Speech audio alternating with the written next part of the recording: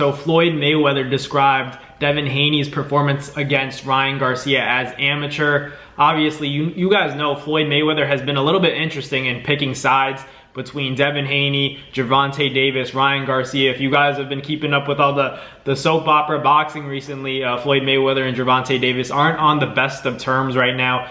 They've been going at each other. You know, Gervonta's been saying he's still stuck in Dubai because he owes a lot of, big shots money. So yeah, Floyd could be stuck in Dubai right now. But just going back to Devin and his performance against Ryan Garcia, obviously we have the PED scandal, but let's separate that for right now and talk about what Floyd had to say regarding Ryan Garcia and Devin Haney. He talked on Instagram Live with Zab Judah, obviously another legend in the sport. Those two had a very competitive fight as long as it did last. But they were talking about it, and Floyd Mayweather was mentioning how in the sport of boxing, there's amateurs and then there's pros. And Floyd kind of described that Devin's tendency to throw the jab like this, like that bow and arrow jab, was a little bit amateur. That's what Floyd Mayweather was saying. And yeah, Floyd was talking about how you have to leave that elbow pinned to your side, and you got to be here and here. That's where the jab should always be, no matter what. You got to protect the body, you got to protect the head. So hold it tight. It shouldn't be having any space, because at the end of the day, PEDs or not, Ryan Garcia is known for two things: the left hook, and it goes upstairs, that's one, and it goes downstairs, that's two. So for Devin Haney to be shooting that bow and arrow jab, it was just a disaster for him. As good as Devin is, I still think Devin's a tremendous boxer personally. You don't get to where Devin Haney's at by being average or, being an amateur like Floyd called him. But, this mistake, Floyd is saying it was basically an amateur mistake, because at the end of the day, when you're throwing that jab, you're here, right here. Tuck in that arm tight, so you're not getting hit with anything. You can't get hit with a left hook if you're ready to throw that jab like this and you're tight. But that's what Floyd was saying. He was talking about the hook and how influential it is in the sport of boxing. Obviously, it was interesting to hear Floyd talk about it, because Floyd's a legend. He knows what he's talking about. And he was talking about how the hook is the only punch that, starts in your vision, leaves your vision, and then comes back and hits you. That's why it's so hard to defend, and most fighters get knocked out with the hook. That's what Floyd Mayweather said. And it is true. You don't really see a lot of big shots in terms of, the uppercut is rare, because a lot of people don't throw the uppercut because it leaves you susceptible and exposed for big shots. When you're coming here and you go all the way, even though a lot of people, they throw short uppercuts, it's a risky shot too. That's why the hook is so deadly, because it does stay in your sight, leave your sight, and come back, and by the time you react, it's too late. So people have to give credit to Ryan Garcia for landing that left hook. Obviously, the PEDs do stain that performance tremendously, and if he does, eventually test positive and that sample B comes back, he's positive as well, then it's gonna look bad. I'm still, hopeful that Ryan Garcia can kind of prove that he took PEDs unintentionally, because this was a big upset. I've been saying that this is the biggest upset since Tyson and Buster Douglas, but at the same time, you can't allow this kind of stuff to happen in the sport of boxing. It's too dangerous. Real boxing fans know that these fighters go through so much. They do put their lives on the line when they step in that ring, and just to know that Ryan could have been cheating, it's obviously bad. But at the same time, I just always assume that fighters are on some kind of PED. I just assume, because I say this all the time, but you got to imagine if people are getting caught for PEDs, there are also people not getting caught. People are getting away with it, and that's just the way the sport works. PED tests, blood testing, the anti-doping agencies like VADA, it takes a lot of money to get these tests done. In the amateurs, it doesn't even take place. There's no blood testing.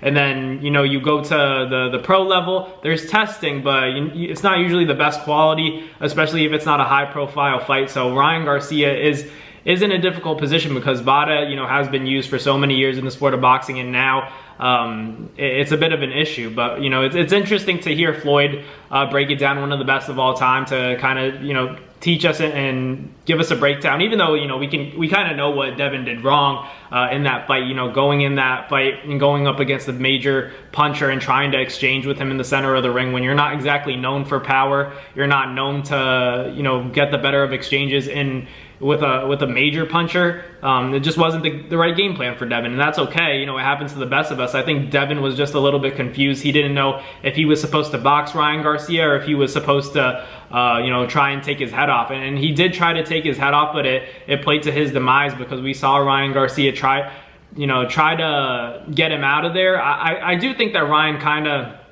you know, with his gas tank falling short, you know, he even admitted that his endurance wasn't in the right place.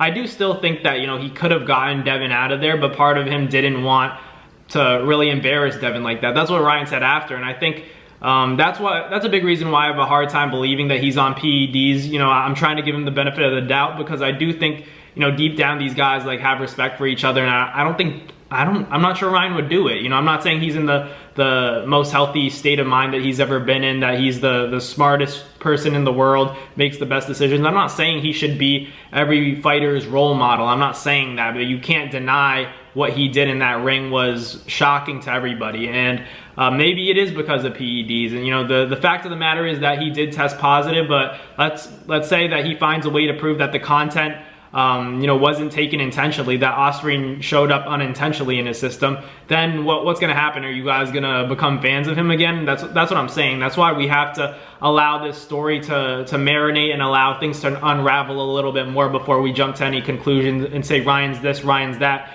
Failing a test is failing a test, but at the same time, you know, the truth always does come out, both good and bad.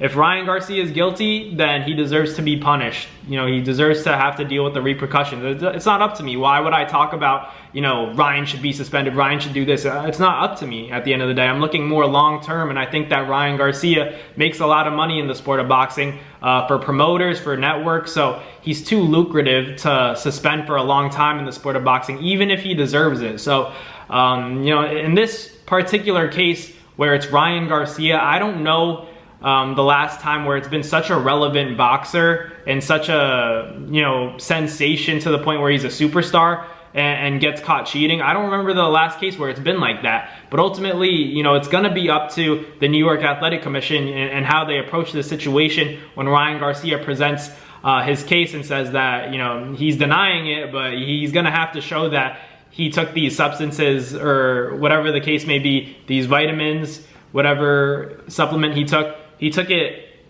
not knowing that there was a content of Ostarine in it, and he didn't test only for one, he tested for two. So, you know, Ryan Garcia is in a difficult situation right now where it doesn't look good, but it's also interesting to hear, you know, Floyd Mayweather still talking about the fact that Devin Haney's, you know, mistakes in that ring were amateur. It's not only, you know, the PEDs aren't the only thing to blame for this performance. I think that Devin would have made it hard on himself regardless because he did stand in the center of the ring. PEDs aside, let's forget about it because we don't know, you know, you guys don't know, I don't know what really happened. We're never going to really know. That's the bottom line. So whatever happened, put it aside. You know, you can make your opinions. It doesn't matter. The facts are we saw what we saw, and that, you know, Devin Haney, we saw him get clipped. He made mistakes in the fight.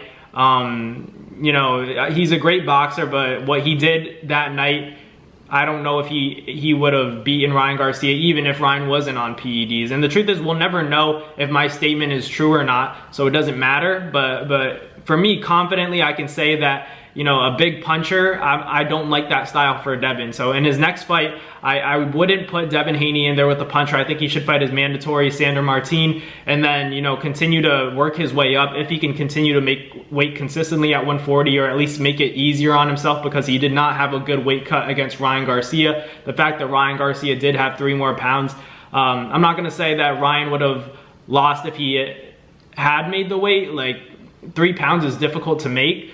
Especially the last 3 pounds, so I will say it played probably somewhat of a role, but I can't make it as an excuse for Devin. I just think that he went in there with the wrong game plan. I think in a rematch, if he does the right things, he has a way better chance of winning the fight, because he did bag the rounds 2 to 5 when Ryan Garcia took his foot off the gas pedal, and he took advantage. He bagged a lot of rounds. You know, Devin Haney's still a great boxer. It's just when he gets clipped, how does he react? Is his chin going to be the same moving forward? Because no fighter, they say that you leave a piece of yourself every time you get in that ring. So after that fight, after that hellacious beatdown that Devin Haney took, the real question is, how is he going to respond psychologically? How is that chin? Is it still questionable when it gets touched by a big puncher? Is he going to be able to withstand that kind of punishment? And, you know, if he doesn't, how is he going to avoid it from big punchers? He's going to have to stick to his game plan and forget about trying to be a puncher, just box. That's what Devin Haney has to do. But let me know in the comments what you guys think about Floyd Mayweather calling Devin Haney's mistake an amateur mistake. I think it's good. It's a good way to put it. That's the truth. It's coming from a GOAT, so I don't think that Devin Haney should take it to the heart, but it was interesting to see, you know, a great and Floyd Mayweather talk about, you know, what Devin Haney did wrong. But let me know in the comments what you guys thought. Thank you guys for watching today's video. I appreciate the constant support. Like, comment, and subscribe, and I'll catch you guys on the next one. It's been Matt Nabong with Nads Fight Media.